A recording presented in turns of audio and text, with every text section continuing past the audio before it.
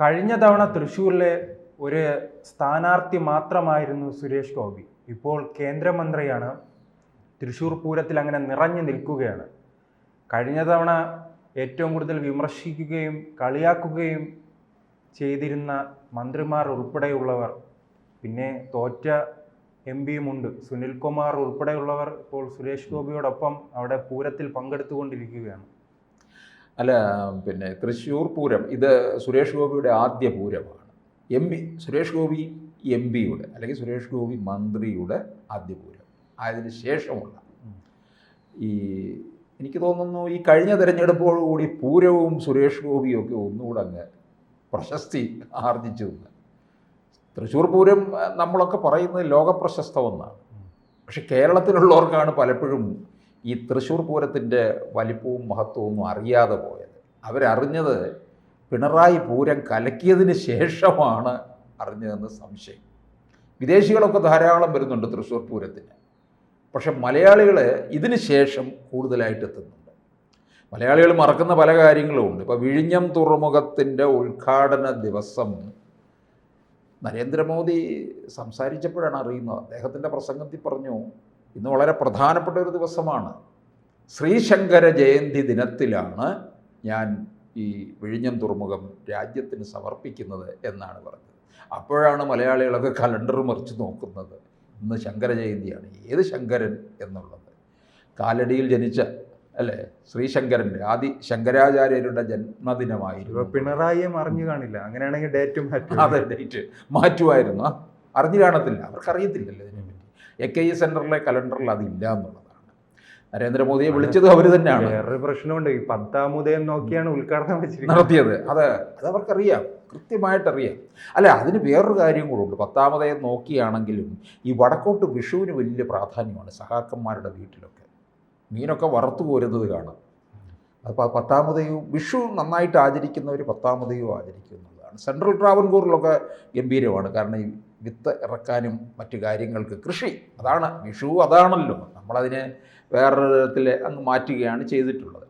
അപ്പോൾ എന്തായാലും ഇപ്പോൾ പൂരത്തിൽ കൊട്ടിക്കയറുന്നത് മുഴുവൻ സുരേഷ് ഗോപിയും സുനിൽകുമാറുമാണ്. അവരൊന്നിച്ചാണ് പിന്നെ പൂരനഗരിയിൽ ഇങ്ങനെ നടക്കുന്നതെന്ന് തോന്നുന്നു. അത് സുനിൽകുമാർ, ഇവരെല്ലാം സുനിൽകുമാറിന് കൃത്യമായിട്ട് ഈ പൂരത്തിൻ്റെ ആവേശം അറിയാം. തൃശ്ശൂരുകാരനാണ്. ആനയെ കണ്ടാൽ ആനയുടെ പേര് വരെ കൃത്യമായിട്ട് പറയും. മേളം, ആ മേളക്കാരുടെ മുഴുവൻ പേര് പറയും. മുഴുവൻ ആദ്യാവസാനം ഈ പൂരം കണ്ട് ആഘോഷിക്കുന്ന കുറച്ച് നേതാക്കന്മാരുണ്ട്. Sunilkumar, CP John. പിന്നെ നമ്മുടെ കഴിഞ്ഞ ദിവസം നമ്മുടെ ഇവിടെ സ്റ്റുഡിയോയിൽ വന്നിട്ട് പറഞ്ഞു, ഞാൻ പോവുകയാണ്, ഇനിയിപ്പോൾ 2 ദിവസം കഴിഞ്ഞേ വരികയുള്ളൂ, ഇനി പൂരനഗരിയിലായിരിക്കും എന്നാണ് പറഞ്ഞത്. ഇവരൊക്കെ തൃശ്ശൂരുകാരാണ്. പൂരം എന്ന് പറഞ്ഞു കഴിഞ്ഞാൽ അവരവിടെ എത്തിയിരിക്കും എന്നുള്ളതാണ്.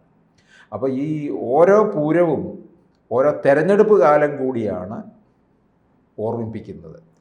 കഴിഞ്ഞ സമയത്ത് 2 പൂരം ഒരേ സമയം നടന്നു. മേടമാസത്തിൽ പാർലമെൻറ്റ് തെരഞ്ഞെടുപ്പും കേരളത്തിലെ പിന്നെ തൃശ്ശൂർ പൂരവും നടന്നു എന്നുള്ളതാണ്. മേടമാസത്തിലെ പൂരം നാളിലാണ് ഈ തൃശ്ശൂർ പൂരം നടക്കുന്നത്. 48 മണിക്കൂറാണ് ആ പൂരത്തിൻ്റെ എല്ലാ തരത്തിലുള്ള ചടങ്ങുകളും കൊണ്ട് പൂർത്തീകരിക്കുന്നത്. ഈ പൂരം കലക്കി എന്നൊക്കെ പറയുന്നത് പലതരത്തിലാണ് പറയുന്നത്, അല്ലേ? സുരേഷ് ഗോപി പക്ഷേ എന്തായാലും 2019 മുതൽ ഈ പൂരം ഇങ്ങോട്ട് കണ്ടുകൊണ്ടിരിക്കുകയാണ്. 19 തെരഞ്ഞെടുപ്പിൽ മത്സരിച്ചു, പരാജയപ്പെട്ടു. അത് അവിടെ തന്നെ തങ്ങി എന്നുള്ളതാണ് സുരേഷ് ഗോപി. ഇതെനിക്ക് തോന്നുന്നു ആര് പറഞ്ഞു കൊടുത്തു? കേന്ദ്ര നേതൃത്വം പറഞ്ഞു അവിടെ തന്നെ തങ്ങിക്കോളൂ.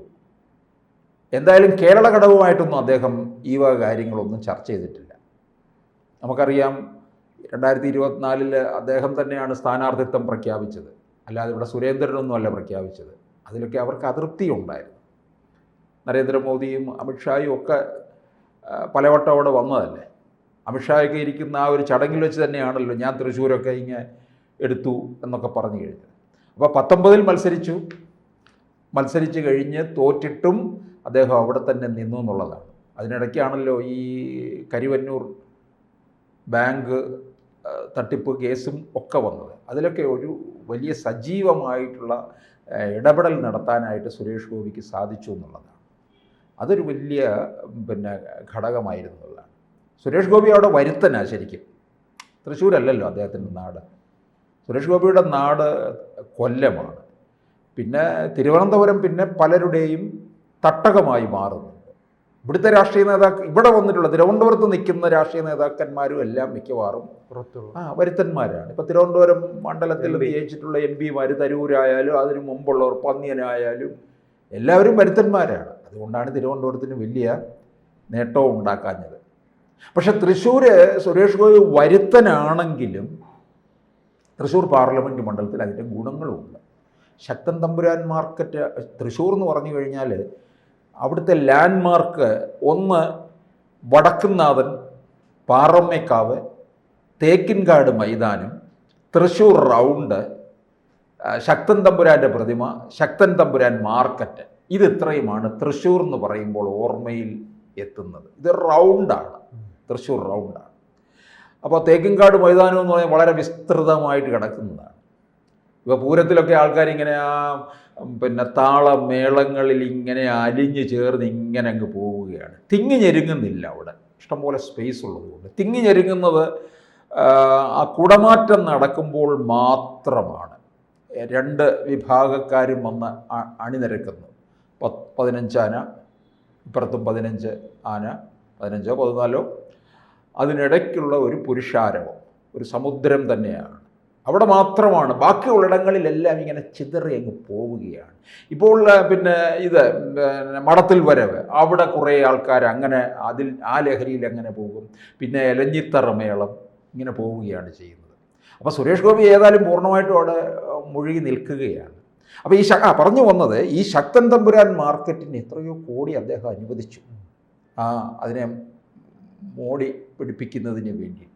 ഞാൻ ചോദിച്ചോട്ടെ, എത്ര കാലമായി തിരുവനന്തപുരത്തിൻ്റെ ഒരു ലാൻഡ്മാർക്കാണ് ചാലക്കമ്പോളം. ഇത് കുറേ കാലമായി അതിനകമൊക്കെ ഇടിച്ചു നിരത്തി ഇട്ടിരിക്കുകയാണ്, ഒന്നും ചെയ്യുന്നില്ല. ഇത് അതിൻ്റെ അദ്ദേഹം ഈ രാജ്യസഭ MP ആയിരുന്നപ്പോഴാണ് ഈ പണം അനുവദിച്ചത് ശക്തൻ തമ്പുരാൻ മാർക്കറ്റിന്. അതെ.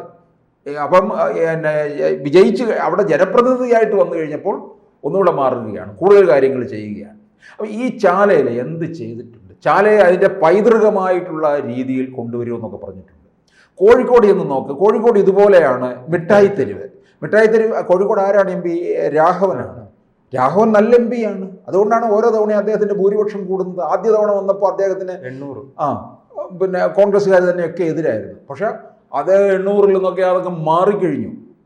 ആ മിഠായി തെരുവ് ലക്ഷങ്ങളിലേക്കാണ് മാറുന്നത്. മിഠായി തെരുവ് നല്ല പിന്നെ അതിൻ്റെതായ രീതിയിൽ സംരക്ഷിച്ച് നിർത്തി എന്നുള്ളതാണ്. ഇവിടെ ചാല എന്തുകൊണ്ട് സംരക്ഷിക്കുന്നില്ല ഇത്തരത്തിൽ? ഇത് തിരുവനന്തപുരത്തിൻ്റെ ഒരു ലാൻഡ്മാർക്കാണ് ചാല. അപ്പോൾ സുരേഷ് ഗോപി നോക്കുക, വരുത്തനാണെങ്കിൽ പോലും, എന്തുകൊണ്ടാണ് വരുത്തനാണെങ്കിൽ എന്ന് പറഞ്ഞാലും അത് ഇനിയും വേണം. ഇപ്പോൾ അടുത്ത തവണ സുരേഷ് ഗോപി അല്ല നിൽക്കുന്ന വേറൊരു BJP-യുടെ ഒരാളാണെങ്കിൽ പോലും ആ മണ്ഡലം, അതൊക്കെ പാർട്ടി തീർച്ചപ്പെടുത്തുന്നതാണല്ലോ ആരായിരിക്കും എന്നുള്ളത്. അപ്പോൾ ആ മണ്ഡലം എന്നും നിലനിർത്തണം എന്നുള്ളത് കൊണ്ടാണ്.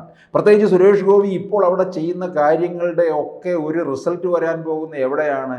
ഈ തൊട്ടടുത്ത് നിൽക്കുന്ന ഈ തദ്ദേശ തെരഞ്ഞെടുപ്പിലായിരിക്കും. നമുക്കറിയാം അവിടുത്തെ നഗരസഭ ചെയർമാൻ പോലും, എനിക്ക് തോന്നുന്നു അദ്ദേഹം നടപ്പിലാക്കുന്ന ഒരു 2-3 വർഷത്തെ പദ്ധതിയാണ്.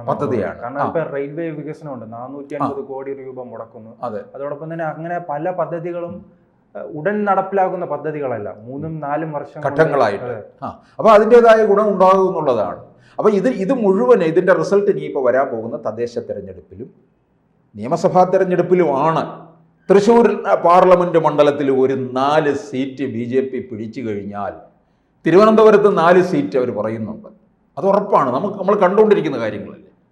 പിന്നെ BJP-യുടെ ഒരു കയറ്റമല്ലേ സംഭവിക്കാൻ പോകുന്നത്. എനിക്കൊന്ന് സുരേഷ് ഗോപി തന്നെ ഇതിനകത്ത് രാജീവ് ചന്ദ്രശേഖറും സുരേഷ് ഗോപിയും ഒക്കെ കൂടെ ഒന്ന് ആഞ്ഞ് കൈ കോർത്ത് കഴിഞ്ഞാലുണ്ടല്ലോ BJP-ക്ക് ഒരു വലിയ നേട്ടം ഈ പറഞ്ഞതുപോലെ ഉണ്ടാക്കാം. തൃശ്ശൂർ സുരേഷ് ഗോപിക്ക് അങ്ങ് വിട്ടുകൊടുക്കണം. സുരേഷ് ഗോപി അവിടുത്തെ കാര്യങ്ങൾ മുഴുവൻ നോക്കും.